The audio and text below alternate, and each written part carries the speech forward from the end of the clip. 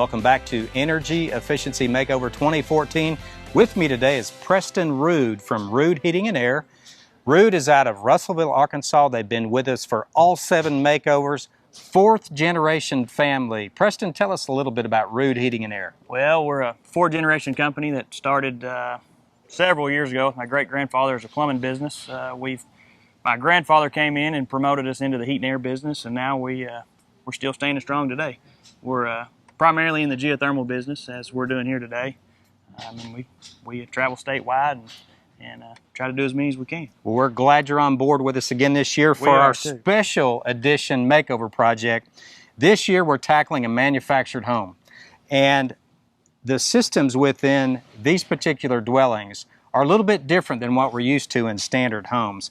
Let's talk about what we found with the makeover house. Now, we know we had a lot of duct leakage, and what that means is when heating and cooling is produced by the unit, we want it to stay in the dwelling. But with the makeover house, we found that a lot of the duct leakage was going outside the dwelling. Preston, what do we have right here? Well, this is a boot. This came out of one of the registers in the floor. And primarily what we found is you can see gaps like this one here. That's a good culprit to air leakage. Big gashes in the side. This is all leaking under the floor, mind you, not keeping in the conditioned space of the home. You've got down here where it was dovetailed in, they've taped it in, but over time this tape is not something that's made to be permanent. It's come off and has probably been off for several years. So what we know is this worked at one point, but it was temporary and it wasn't working when we found it. This boot fits into the trunk. Now it looks like it would properly fit in there, but what we know is when your guys found it, they found actual air coming out of there because the system was running, and this boot was not 100% sealed to the ductwork. And in a case like that, we know that air can transfer out of the crawl space and into the house, or vice versa. Correct. Which gives a lot of the homes that musty, earthy smell that That's we correct. find inside dwellings. Now let's talk about the main trunk line. One thing we notice is some perforations throughout the entire lateral line of this, and these are actually just crimps. Preston, tell us what's going on as the air is moving through this particular trunk. What's happening here at the seam since it's only crimped and not sealed? Well, as we pressurize this thing, pressurized meaning is the air blowing through it. The air handler comes on, pressurizes this system. What we can't force out of the openings into there into the house is going to leak out every leak that we have in the system. This crimp being a very good culprit. Like on the boot, every area that wasn't sealed, good culprit. And all this is going under the house. This is bought air that you're paying for on your electric bill that you're conditioning the environment with. What kind of system you'll be putting in the makeover house this year? Well, what we've put in here is a Water Furnace 5 Series geothermal unit. It's among the best on the market, and it should do this home very well. It's a 2-speed product, which means it's got the ability to run at about a 60% capacity as well as 100%, depending on kind of the load of the house at the time.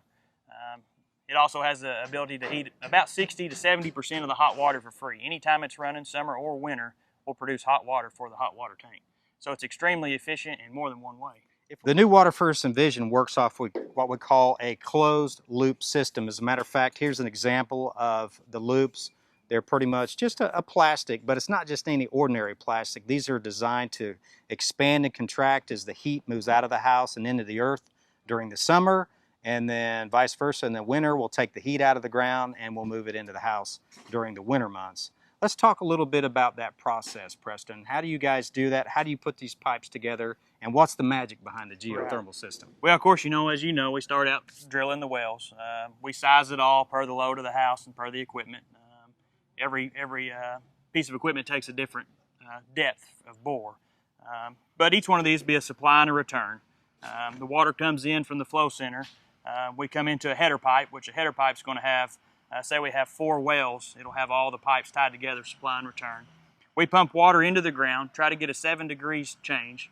We bring it back and bring it to the unit. So the system is closed. There's no water escaping from these pipes. Once you're done, no air gets in, no air gets out, no water. I mean, the water's in there, it's sealed, and there's no exchange with ground at all, other than just the heat transferring through the pipe. All we're not after water in the ground, we're not after anything except for earth contact. We drill the hole, we pump bentonite around these. to connect with the earth, and all we want is earth contact. Talk about the amount of electricity required to move that water through the system back, back into the ground and back to there. That's right. This runs off of one Grundfos pump. It pulls 3/4 of 1 amp. 3/4 of 1 amp. And if we talk about the electric resistance furnace in this house, we're upwards around 80 amps easy. 80 amps. Sometimes we've seen them as high as 100 amps. That's and right. so we have a reduction of almost anywhere from 80 to 90 amps, which equates to a lot of kilowatt hours. That's right. Well, the equipment itself is going to pull somewhere around 15 to 16 amps total with the pump running, the heat pump running and producing the hot water. So the entire system, now we're up to 15 to, we'll just call it 20 amps. Just call it 20. But if we still go from 80 to 20, there's a huge reduction in the amount of electricity it's going to take to heat the house in the wintertime. That's right. We appreciate Rude Heating and Air being with us again on this year's Makeover project, and we'll be back with more component updates. Hope you'll stay with us.